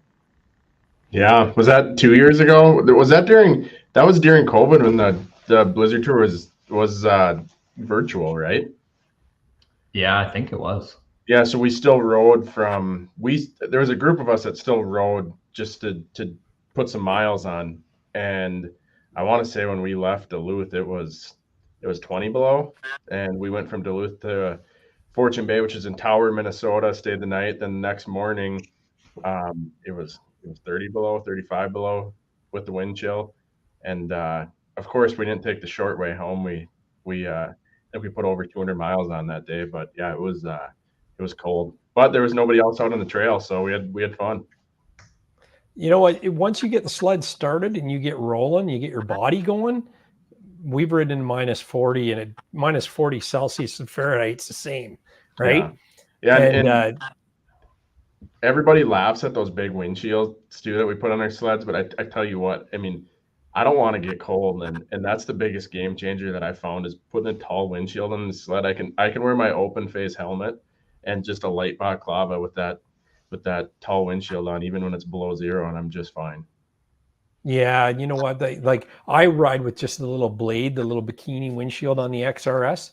And in the cold, I found that the stock Renegade windshield was pushing the wind right in my neck and underneath the neck curtain. So it would be either a big windshield like that, which I've ridden Mark Bowe's 600, and he's got a fairly big windshield with the flare up on it, and it's perfect. Or no windshield at all, so the wind's blowing in your chest is my preference. Yeah. Gary, we had a couple of days that some long days when we were around the lake the first time, but one day we rode 18 hours. Yeah, wow. So when we do this, we go for all the protection that we can get. Yeah, that's right.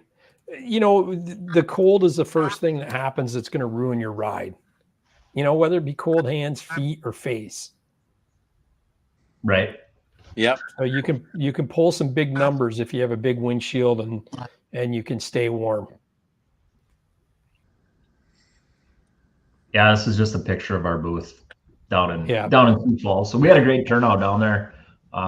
We raised about $5,000 and had a lot of people come up to us and, you know, talk to us, you know, about their you know, past histories and experience with ALS and stuff. So it was you know, and that's 6 hours from Duluth, and for us it's about a, you know, I don't know, 2.5 hour drive down there. So it was a lot of new people that, you know, had no idea really. I don't think we met one person that had heard of the Blizzard Tour before, so it was pretty neat to, you know, get that exposure out there and talk to some new people. Yeah, for sure. And you have the sled on display too, fully wrapped, which is a real eye catcher as well. Yeah, it definitely helps. People, you know, come up and ask questions about it. Then, you know, what's the Circle Tour? And you know, they're more you know, I guess more prone to buying a ticket once you tell them about it, that, you know, all the proceeds go to ALS. And you know, we've got some pretty good deals with the calendar and some good raffles and stuff too. So you know, you don't have to just donate cash to us if you want to buy a raffle ticket, or if you want to buy a calendar, you know, let us know, and we can you know, we can coordinate that. So yeah, for sure. And then you hire booth babes to sell tickets, which is, yeah, it doesn't like hurt. It doesn't hurt. You know, Taylor does a good job for us. So we yeah, she outsold me, you know, probably 2 to 1. So I have to tip my hat to her. She turned a lot of heads by just, you know, asking people the question, you know, are you willing, you know, you want to buy a raffle ticket, all proceeds go to ALS. And, you know, people are receptive to that, and they, you know, they care about fighting the disease, and you know, people are passionate about it. So it yeah, it's good to go to those shows. It's good to talk to people, you know, and give the exposure for our ride and the Blizzard Tour as well. Yeah, for sure. And we did talk off the air there, and like your Facebook page is just started. There isn't a lot of content on it, but I think that's a key thing, is to pull a page out of the Three Old Guys playbook. And when you guys are doing this ride, even leading up to it, document everything you can. It helps other people that want to do the same thing, but also too, it'll help generate the buzz. I think when they started, their Facebook was just for families to have a way to know where they are. Are they still alive? Did you make it to this town? You know, the drill. And it ended up exploding as more and more people came in, and I ended up coming in, you know, probably they were halfway done or more the ride. And when we were interviewing them on this show, we found a lot of other people the same thing. So the earlier you guys can start that, I think if they had to do it again, they would have started now and you know, got the buzz going before the event. So peel a page out of that book and get that going as soon as you can. You know, take some of these pictures you sent me and just upload them, you know, so you have them on there. That would be my tip. So, but this is a beautiful shot. Like, this could be a poster. Yeah, this is a good one. This is out in West Yellowstone here. I think it might have been 2020. So yeah, sweet. Yeah, that's Yellowstone, isn't it? Yep. Beautiful. Love that. And I think that's the last. Oh, no, this might be the last photo here. Yep, that's Grandpa Randy and my daughter Berkeley. So excellent. That's cool. That's that 22 that followed the plugs. Is it really? Wow. You know, I think that's what year the sled was that we had some problems with, was a 22. But that's well, at least now you've got an upgrade on that, right, Randy? Yep, I've got the 23 Gen 5. Yeah, which is quite a nice package for sure. Yeah, that was the end of it there, but that was really cool. Nice pictures. Thank you for sending those in. That was awesome. Yeah, I'm going to put us all back. And thanks for Fast Track. Don't forget to use your coupon code SNOW at fasttrack.co. But yeah, that's pretty cool. So how many more shows do you have to do? And you're talking about fundraising events like the pickleball and things like that. How is this a every weekend beating the pavement down, or what is your plan? I think we've got a few shows coming up. I know the Pride of Dakota, it's out in Bismarck. I think Dad's going to do that one.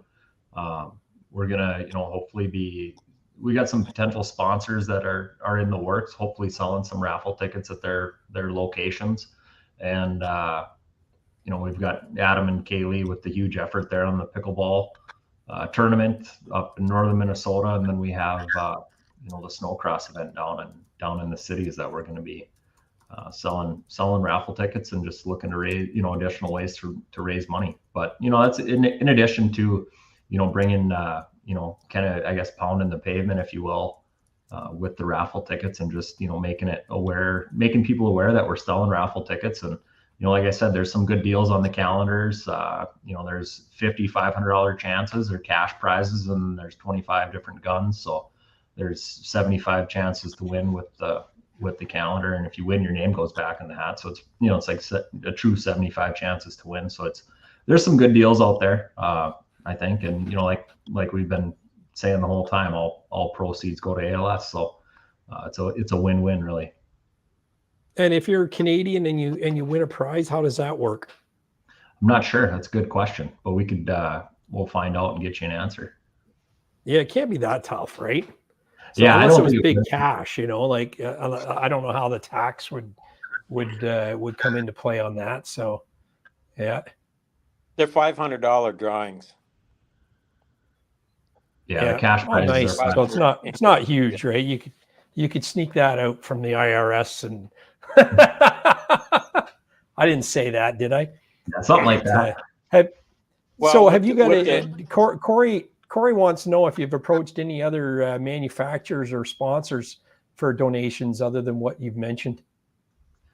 Yeah, we have. We've, I think, our website was live basically a couple of weeks ago. It's been in the works, but we have it up to a point where we wanted to say, hey, let's get this thing out there. I think we put it on social media, so, and gained a following there, obviously through our family, friends, coworkers, et cetera. People have, kind of dispersed it, and we've had some exposure there.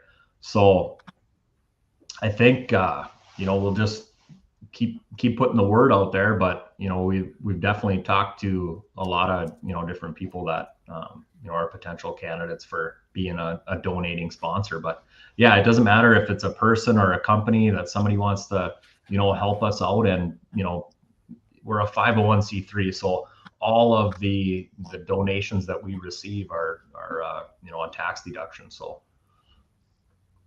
Yeah. Nice. No, I think what you're doing is a really good cause.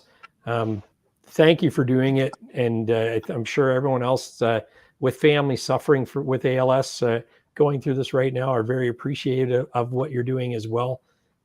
Anything else you want to add to the show before we cut you loose?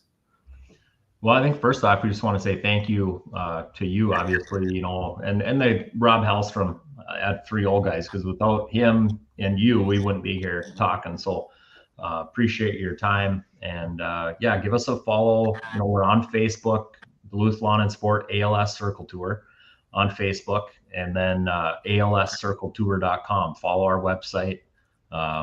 Read about our stories. Like I said, we've got the rider pages on there. You can get to know us all a little bit more, and we'll be sharing some content, as we keep going here and get closer to the 31st of January when we turn the key and start riding. Yeah, for sure. Corey says, good luck on the ride. He said, great show. Jacob Masser says, great show, and tells you guys to kick some butt. Rob the Oil Guy says, thank you guys for what you do. It's true. I mean, more comments are going to come in as we roll along here. Great. Bill McCleary, William McCleary, great cause. Have a great ride. Good night, guys. Mike Galit says, great show and good luck to you guys. The 0.800R fire is in there. Great information on this fundraiser, and he's going to share it. Just Fly Low says, Godspeed, boys. Great show, great cause from Outdoor Hobby Guy. you know, it goes on and on. We got some good fans here. Make sure you hit like on this video so it spreads the word. We also want to make sure that you visit alscircletour.com, throw some money their way, and help them hit that $2 million goal. I think it's a great cause, great group of guys here, and they're going to do this thing. So it's I can't wait to hear more about it. If you guys ever want to come back on and share updates, or if you need that extra last push before you do the ride, you're welcome to pop on the show anytime you want. Appreciate that, Gary. Thank you very much. Yeah. Thanks, Gary. Yep. Thanks, Gary, No and problem. everybody else that followed along. Appreciate the comments, and we'll be doing it. Oh, for sure. Just hang out after the credits roll. I just got to let the recordings finish, and then we can kick you guys out for sure. But I just got a little end sequence to play, and then we can talk off the air after this plays. So thanks a lot, everybody, for coming out. All Terrain TV says great show, great cause, and Corey says good night, everybody. So we will see you guys next week. Thank you.